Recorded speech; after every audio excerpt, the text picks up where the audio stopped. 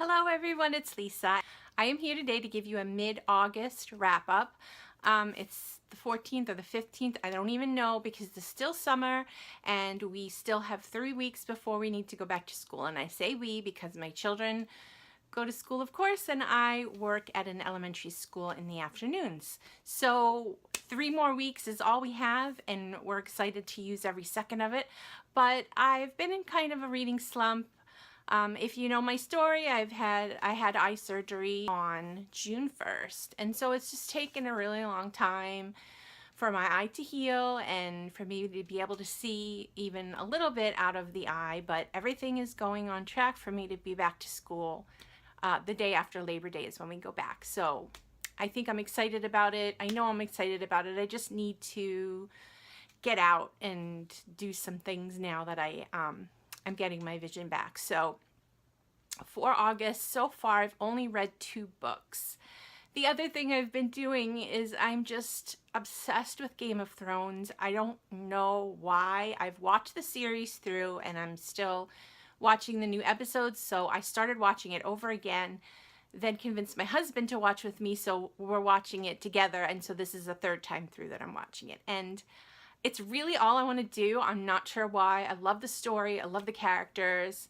But I miss a lot in the storytelling and character building. Watching it through is making me see a lot of the minor details better. So I'm just loving it. I'm a couch potato. Please don't judge me. So the first book that I read, I learned about this book through Lisa at Books and Smiles. I'm going to link her channel down below. She has a book club each month, and I belong to several book clubs, but I'm always looking for the book that I need to read, the book that grabs my attention. And this book surely grabbed my attention, but I had no clue about what journey it was going to bring me on. So the book that I read for Lisa's book club is The Fact of a Body, and the author is Alexandria Morzano-Lesnevich. So this is a murder and a memoir, which is confusing at first because you would think it would be one or the other.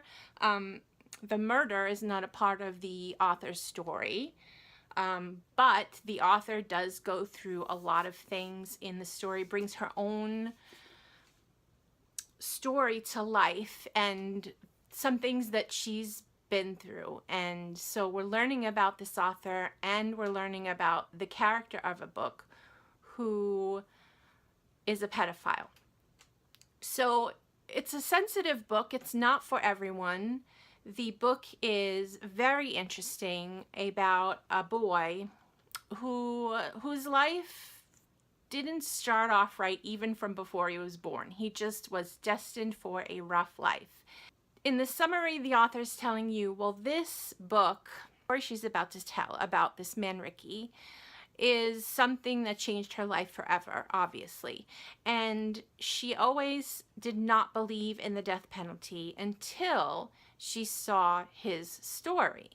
So it's really very interesting. Like I said, it's not for everyone because we're talking about a young boy that was murdered by this man and all of the details that go along with it. It's just, for some reason, fascinating to me.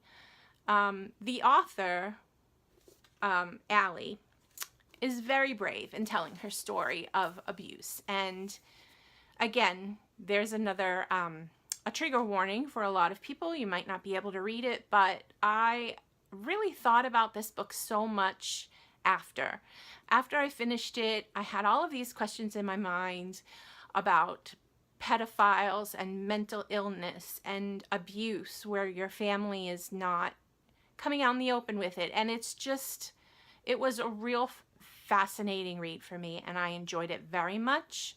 So I read it rather quickly, and I'm going to keep this copy and recommend it to others because it was really that good, and a book that can have me thinking like it did is in itself a treasure. So if you have any more questions about it, please feel free to ask, or go ahead and check the book out. I really highly recommend it.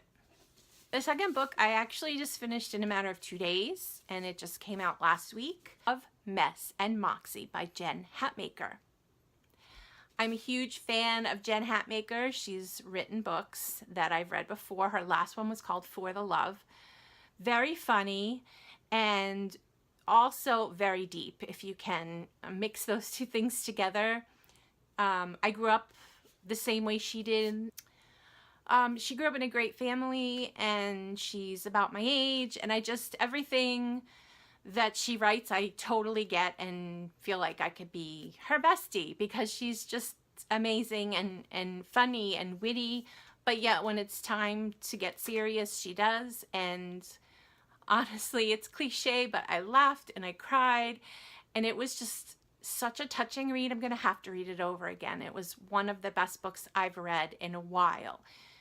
You know, you're taking a lot of, daily experiences. I think one of my favorite chapters was her talking about shopping, grocery shopping, which is not my favorite thing, but I have a general method to which I shop, and I never deter from it. I start with produce and then, go all the way down till dairy, frozen, whatever's at the other end. So she was saying, you start your shopping trip with, 1 or 2 people at the same time, and then you're walking past them up and down the aisles for the whole trip. It's awkward. It's weird. If you know them, you have to feel like you have to talk to them. It's really very funny, taking day-to-day things and just making them funny, about raising kids, about marriage, about God. It's just a treasure. So these 2 books that I've read so far this month are just really wonderful, and I'd rather read just 2 books that mean something to me, that I get something from, than read 6 books that I just thought were meh. So anyway, I'm excited to share those with you. And also, I had to say goodbye to my good friend Krista last week. Krista is at Books and Jams, and I will link her channel down below. We went to an old bookstore and had a lot of fun and did some book shopping, and then I had to say goodbye because she is moving to Virginia. So that was really sad for me. I still am pretty sad, but I am wishing Krista the best of everything, that when she gets there, she just fits right in and gets a job and a place to live, and everything works out for her. So best wishes to you, Krista, and you better keep me in the loop on what's going on, because I'm thinking of you and praying for you, and I think it's awesome, and I think you're brave. So that's all for today. Thank you for watching, and hopefully maybe I'll read a couple more by the end of the month and give you another summary. Appreciate you watching. I appreciate you hanging in there with me through my surgery and all of that. I've genuinely made some really good friends here on BookTube, and I treasure that. And the welcome back that I got after a few months off was just so heartwarming and touching. So thank you, and I hope to see you all real soon. Bye.